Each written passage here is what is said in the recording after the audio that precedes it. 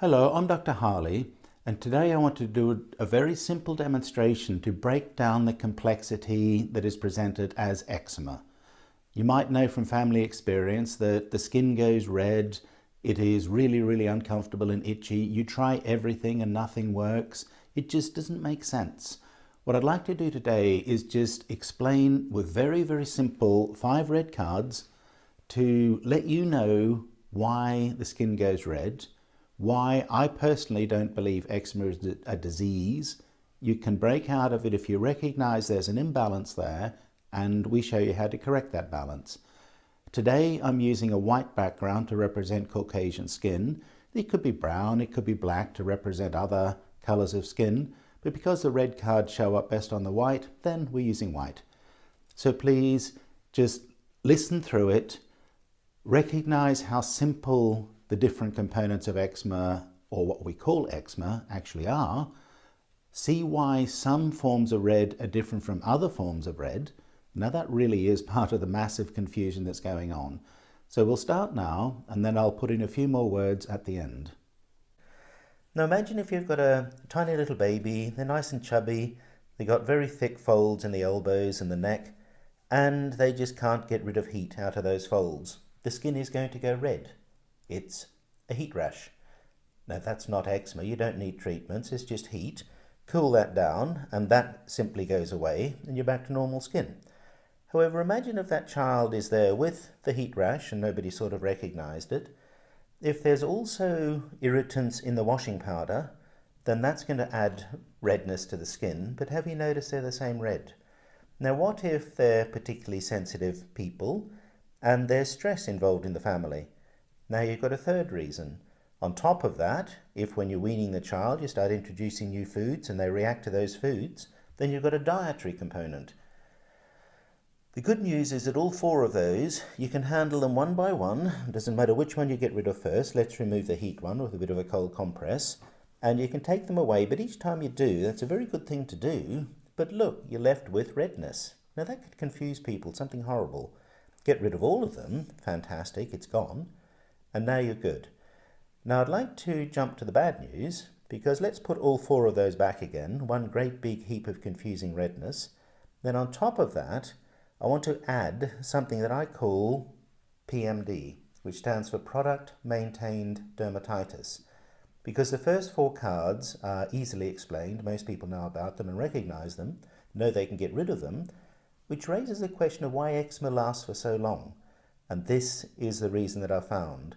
Because if you're using products like ointments, moisturizers, emollients, creams, they can get inside damaged skin. And when they do, the immune system says that they shouldn't be there, and it uses inflammation to push them out. Now that is red skin. So here you've got a 5th reason for red skin, but now it's caused by the products. So the way we handle this is say to people, right, it's going to take about 14 days on average to get rid of the redness caused by the products. So let's imagine we now go very selective.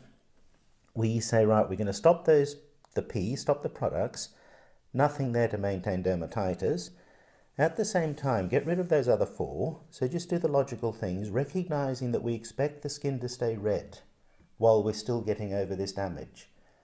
That's the key challenge here. The other 4 were easy to handle. They always were, but they were in a combination that was confusing. Now, once you stop using these products, the skin will push all the rubbish out, all the irritants out, and over about 14 days, the skin will simply come through and heal itself. It does not need any product treatments. Once you've got rid of that, you're back to that normal skin. That's what we're trying to do. The key here is once you've understood that, then you've got lovely skin. Now children develop rashes. Let's say the child went to a friend's party, ate all sorts of rubbish, and developed red patches on the skin. It's not eczema that needs an emollient or a treatment. It just needs a parent to say, well, the kid enjoyed it, that's fair enough, but let's get rid of that. It might be that the family changes the washing powder. Fantastic, the kid has gone red. Work out what it was, get rid of it. So those other 4 cards are representing the fact that children will develop rashes. Now parents know that you get rashes for a lot more than just those 4 that I've represented, but the thing I really want to caution against is that if there's a red patch and you put on the products that used to maintain the dermatitis, then you'll get product-maintained dermatitis. That's what those products do. That's what the immune system is supposed to do with them. So rather than calling it a flare-up of eczema, come to think of the fact that the next rash is just the next rash. They happen. Handle them as a rash, but don't progress it with those products into the trap of product-maintained dermatitis. That's eczema. Once you've got rid of that, you just don't need to have it again. They might get hot, fantastic. Move it. They might get irritant, or get rid of it. They might get stressed. They go to school, learn all sorts of things that stress them. Handle the stress, get rid of it. Just avoid getting back into that cycle, which is called eczema. Now, once you know that knowledge becomes the cure. You just do not need to have eczema. Get rid of it. It's a thing of the past. It's gone. Have a happy, glorious life. All that misery of eczema is gone. It's lovely skin. Just get on with life and have a lot of fun. Okay, glad we could help. Hopefully that has allowed you to see why the skin stayed red, even though you did your very best. You corrected the dietary, you changed the washing powder, you did everything right. But there was that one component, the product-maintained dermatitis, which was probably never explained to you. Now that partly is my fault because I haven't yet managed to explain it to all the medical profession, but we're getting there. Where you can help now is to end eczema in your family. There are ways of doing that. We can help you with that. And then, once you've done that, if you can introduce this simple concept to your medical advisors, your doctors, your dermatologists, then we have a growing campaign around the world. Nobody wants the eczema to be there, including the doctors. It just doesn't help their day. So if we can first help you correct the balance, get back to normal skin, healthy skin, beautiful skin, especially on babies, then you can help spread the word to other people who can help others. That is what the X-Eczema campaign is all about, and that is why this information is given free of charge, because I have a personal campaign now going around the world, and it is beautiful to see how many people want to help.